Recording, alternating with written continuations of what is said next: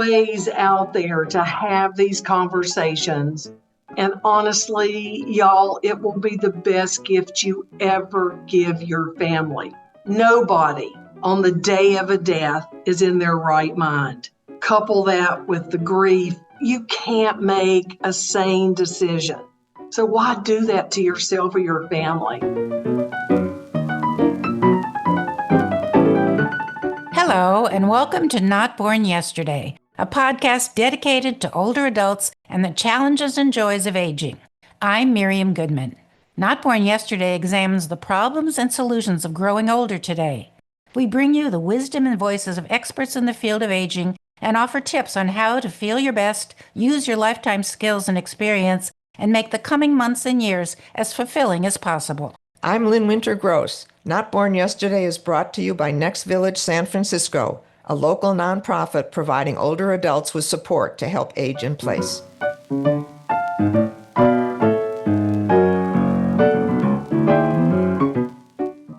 Today on Not Born Yesterday, we're tackling a sensitive subject most of us usually avoid talking about: funerals. We often suggest that our listeners discuss end-of-life wishes and financial matters with family members when people are all still alive and healthy, but we have never approached the most final decision of all: how to prepare for, plan, and pay for a funeral. Because planning a funeral is often sudden and people are often in shock and mourning, those in charge of burial decisions are often unable to make a reasoned decision, and the financial consequences can be devastating. Enter the Funeral Consumers Alliance, an all-volunteer national organization whose mission is to advise consumers on how to obtain affordable funeral and burial arrangements. Sara Williams, our guest today, is the president of the board of directors of the Funeral Consumer Alliance. Sara, welcome to Not Born Yesterday. Thank you, Miriam and Lynn. Why is this organization of yours so necessary? Aren't there consumer protection rules and laws covering funerals and burials? Well, not really. I mean, when someone you love has died, it's not fun to think of yourself as a consumer. But thanks to capitalism, that's what you are. Funerals and their related trappings cost lots of money. And in the midst of grief, it's hard to make big financial decisions. We grew out of early memorial societies.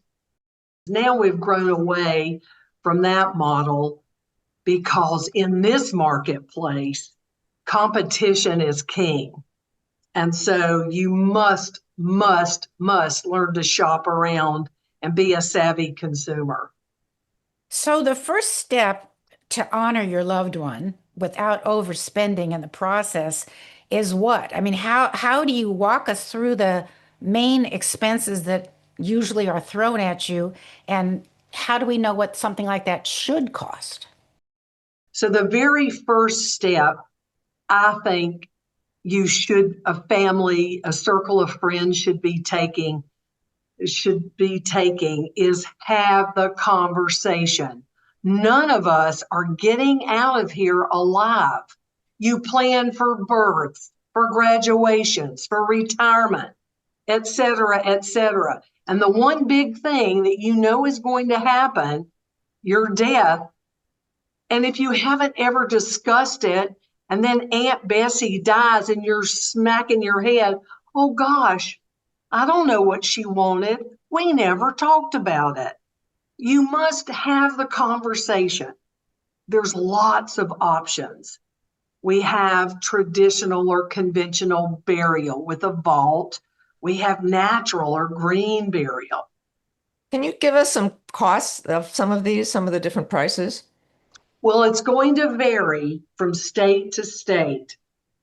But for example, the National Funeral Directors Association has now estimated that a traditional or conventional funeral is going to run you anywhere from $9,000 to $20,000. And why would you put Aunt Bessie in better furniture in the ground than what she lived on when she was here with you? It just blows my mind. The Funeral Consumers Alliance definitely wants to give the public cultural permission to spend less. There are simpler and more economical ways for you to bury your dead. I think baby boomers today, we had weddings on the beach, we had our babies at home, and now we're looking around going, yeah, why the hell would I spend $20,000 on a funeral? I can. What would a cremation cost typically? Well, now again, states, some economy crematories are going to charge $1,000, maybe $1,500, considerably less than a conventional vault burial. Look at other options, green options. I'm a huge fan of natural or green burial, the way we used to do it. Yeah, I was wondering when you said that, is it less expensive if you work through your church or synagogue? Do they have their own burial societies? Yes, many times. Great question, Miriam. Yes, always reach out to your church community, your faith community. Muslims and Jews have been burying naturally in shrouds or boxes for centuries. They got it a long time ago. Did you have an experience of overspending that got you involved in this? Nope, I've just been interested in death and dying since I was a child. I had a classmate in middle school who died, and they paraded us all around the funeral home with an open casket. And I'm like, oh God, that is so not Lewis. And it just stuck. That image stuck in my mind. And in 2013, I found out about the National Home Funeral Alliance advocating for a return to the way we used to take care of our dead. And then I became involved with funeral consumer rights. Like, hey, people, you've got a lot of rights. Like, you can even buy a casket at Walmart or Costco. And if you're going to use a funeral home, they have to accept it and they cannot charge you a handling fee. Oh, yeah. Your takeaway today, your takeaway lesson is go Google the funeral rule of 1984 and see the rights that you have as a consumer. When you're grieving, it's probably easiest to say yes to everything, but what options the funeral director will suggest can you say no to? Anything you want to, Lynn. I never want your listeners to think the Funeral Consumers Alliance people hate the funeral home industry. We don't. We're not anti-funeral home. We're very pro-consumer. So you walk into the funeral home. They cannot force you to buy one of their packages. But you have to remember that people are so in shock and mourning, and they want to do what's right for the person who died, but they also want to be realistic financially. So how do you balance these feelings of, oh, well, I don't want to look cheap and mom would have wanted this and that. So how do we balance all these things? Miriam, how did these people get there in the first place? They didn't have the conversation. If they'd had the conversation, 3 words: plan, write it down, and tell your people, don't cremate me, or you don't have to use a funeral home, or please do use that funeral home.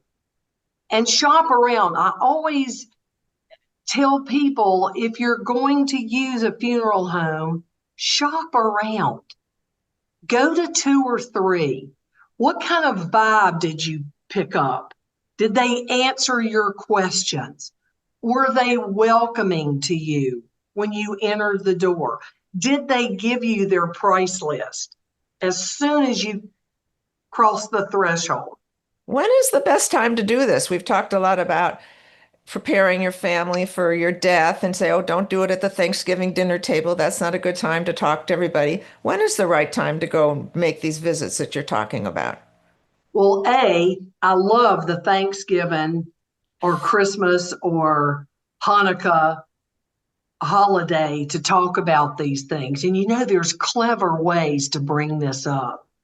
Like you're sitting with your family and you go, oh my God, make up a name. I just went to Betty Sue's funeral. Y'all, it was the worst.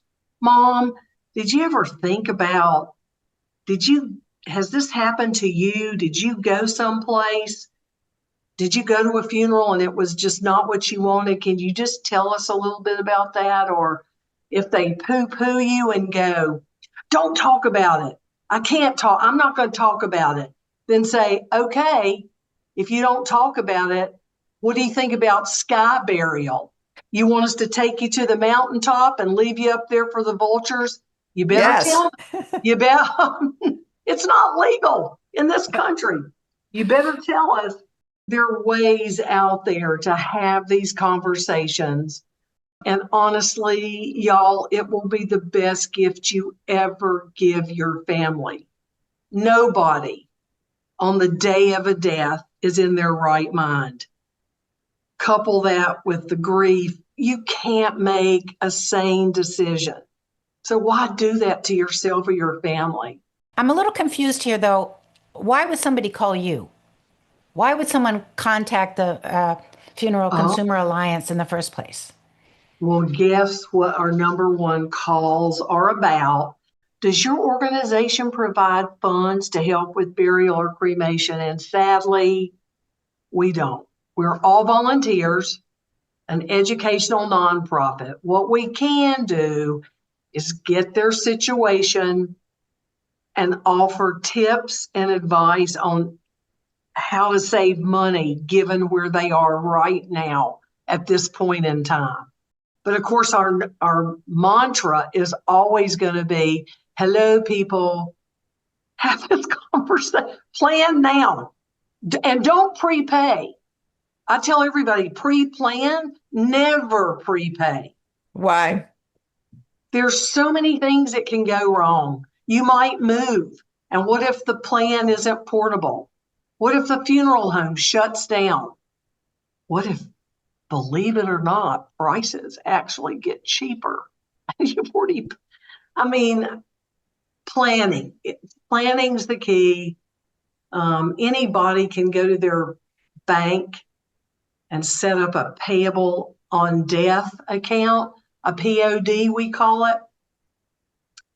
You'll name a beneficiary, and over time you actually accrue a little bit of interest. And at your death, there's the money to help with funeral expenses. Sara, could you tell us a little bit more about the alternatives to a burial, the less invasive ones, the green burials, the cremation? What do those cost? Well, again, you're going to have to check locally because cost, you can't imagine Lynn and Miriam in the same town, how cost can vary for the same service. Apples to apples. Here's one funeral home or crematory that charges $8.95 for a cremation, and 2 miles away, it's $2,400. Now, don't think that it's always about the money. If you visited both of these places and you like the place that charges $2,400, maybe you use them. So the most popular option right now in this country, about 60% of people are choosing cremation, fire cremation at death. Again, I would have you look at other options because fire cremation is very detrimental to the environment. Green burial, natural burial, is when your body is unembalmed, there's no vault, and your container is degradable. It would be a quilt, a family quilt, a shroud, a pine box, a willow casket. There are any number of natural cemeteries across the country. It's going to run, again, depending on the cemetery, probably $35,000 to $6,000. I can see why it's hard to have a family discussion. I'm having a hard time listening to all this right now. Is it overstimulation? Like it's just TMI, too much information? No, it's just a hard topic to talk about. And Um, as you said, we all need to talk about it, but it's hard to talk about. It's hard to listen to all this. And it's important that you mentioned that don't prepay. I'm sure there are many listeners right now who have prepaid and probably haven't told their survivors where that the receipt is or where they want to go. And that same thing, it's that same emotional draining, lack of information, conflicts among the rest of the family. Oh, mom wouldn't want that, dad wouldn't want that, whatever it is. And it's so important that communication is key. it absolutely is key. And when you don't talk about it, you lose out. I can't say it enough that it's the biggest gift you'll ever give your family. Let's talk about having the service itself and what goes into that loving remembrance of the deceased. And I had an aunt who said, I want to hear what people are going to say, so I'm going to have that part before I die. I want to hear all the things people are going to say about me.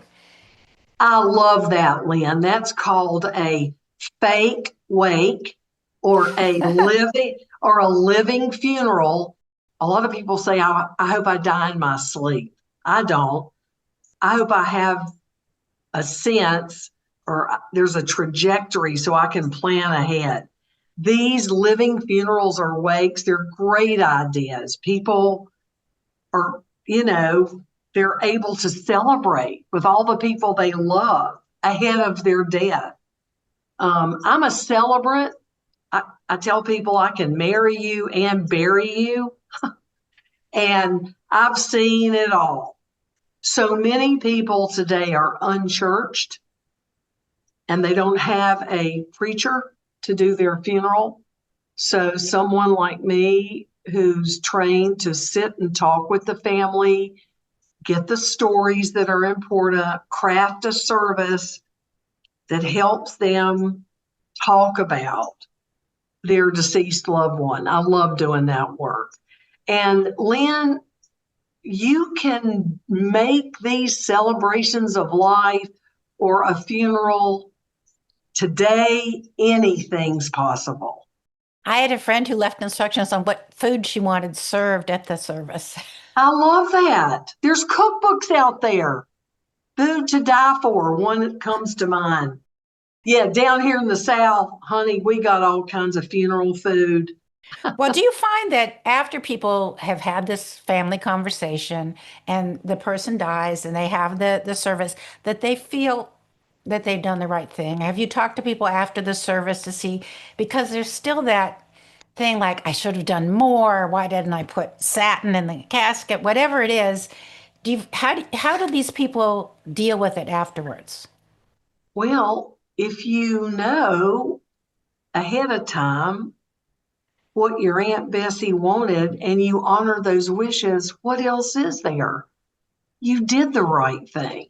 And you shouldn't go around guilty or wishing you had bought that Zsa Zsa Gabor $40,000 casket. I mean, That is a common feeling, though. It seems like, I have to show how much I loved her, so I need to spend and just get the most beautiful box that I can. honey, you need to be showing that love right now in this world every day, especially given everything that's happening around us today. Don't wait till somebody dies to say, oh, I don't even care if I go broke. Now she'll know. No, she needs to know. He, she, they need to know you love them right now.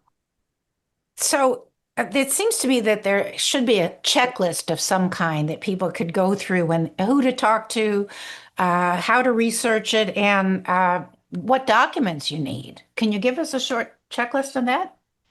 Well, I think the Funeral Consumers Alliance website, funerals.org, I think there's so many of our pamphlets that could help the listeners. Also, documents. If you're 18, you better have a will, a power of attorney, a healthcare power of attorney, and a living will. Who do you want to speak for you if you're in a situation where you can't speak for yourself?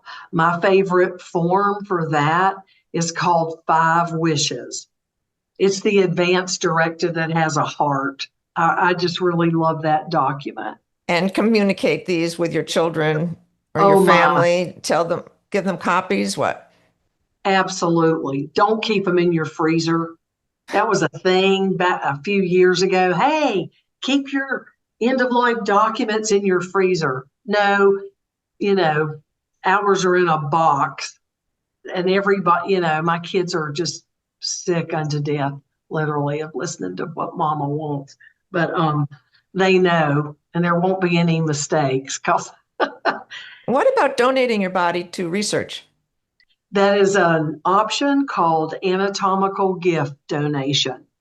And check with a local medical school or institution which has a training program. It just all sounds so overwhelming, but I'm thinking about how years ago when there was the AIDS epidemic and so many young men were living in San Francisco without families. They created their own family groups because they knew that they were going to die. And I think they may have even been, at least in the Bay Area, they were responsible for the first green cemetery. Because, as I said, sometimes the parents had completely abandoned these young men, and they needed support from their community, and this was what they created. There's all these instructions that we don't think about. So I guess my final question to you is, how do we keep our listeners from feeling overwhelmed? And what do you think is the best way to get started? Oh, I hope nobody feels overwhelmed. Maybe because in this moment, they're realizing, geez, I haven't thought about this. And now it feels like the whole weight of the world is on my head to get this done. How about taking some time just to sit with yourself or maybe your partner and have that first discussion? Think of your options, like go to funerals.org and look around the website or go to the website Death Over Dinner or start the Conversation Project. Rome wasn't built in a day, but it's necessary. And I can't say it enough. It will be the biggest gift you ever give your family to have thought about these things, written it down, and told them.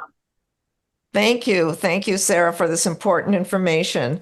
Hopefully our listeners will now see funeral planning as something not to fear, but more something that they need to get on with. Our guest is Sara Williams of the Funeral Consumer Alliance. Thank you.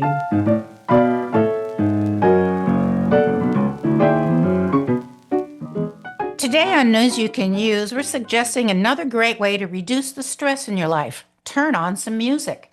A recent poll by the University of Michigan and supported by AARP asked adults between the ages of 50 and 80 about their experiences listening to or playing music. Did they sing in a choir, play an instrument alone or with friends, or even go to concerts? Did they have music on at home? Do they notice a difference in how they're feeling when they're listening to a familiar song or a calming concert? Here's what they found. A majority agreed that listening to or making music relieved their stress, relaxed them, and brought them joy. It improved their mental health, their mood, and their attitude. Music acted as a motivator and helped keep their minds sharp.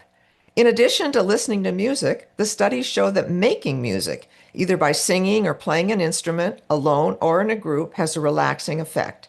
Playing music in a group or inviting others to sing along connects people and counteracts the effect of loneliness. It improves moods, fosters social connection, and can potentially enrich our brains. So what kind of music should we be playing, singing, or listening to? Anything that evokes the most positive emotions. Whether it's the 60s rock and roll, classical jazz, or even podcast theme music. Whatever works best for the time of day or your mood, play or listen to music and enjoy.